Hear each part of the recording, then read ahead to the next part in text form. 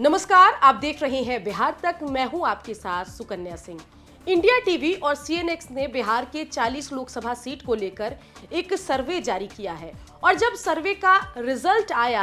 तो फिर 40 लोकसभा सीटों पर जो है साफ हो गया कि आखिर इस सर्वे के अनुसार कौन जीत रहा है। चलिए एक एक कर बिहार के 40 लोकसभा सीटों पर आपको बता देते हैं कि कहां कमल खिल रहा है और कहां लालटेन जल रहा है। सबसे पहले बात करते हैं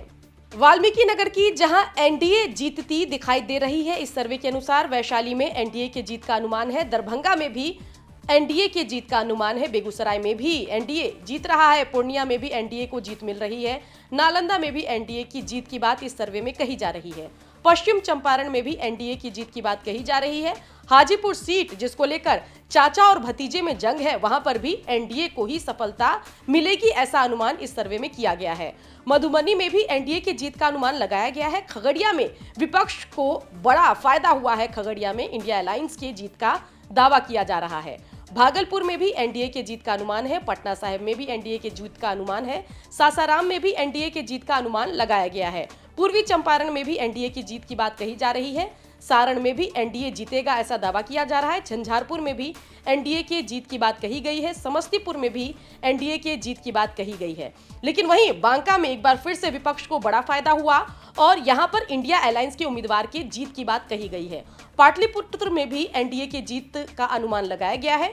बक्सर में भी एनडीए की जीत का अनुमान लगाया गया है, शिवहर में एनडीए की जीत की बात कही जा रही है, सीवान में बड़ा फायदा इंडिया अलायंस को यानी कि विपक्ष को मिलेगा, उजियारपुर में एनडीए की जीत का अनुमान है, अररिया में एनडीए की जीत का अनुमान है,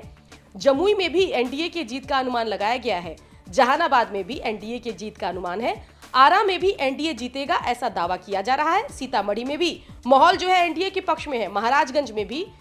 एनडीए की जीत की बात कही गई है, सुपौल में भी एनडीए जीतेगा ऐसा दावा किया जा रहा है, किशनगंज में विपक्ष को फिर से फायदा हुआ है, यहां पर इंडिया गठबंधन की जीत की बात कही जा रही है, मुंगेर में भी एनडीए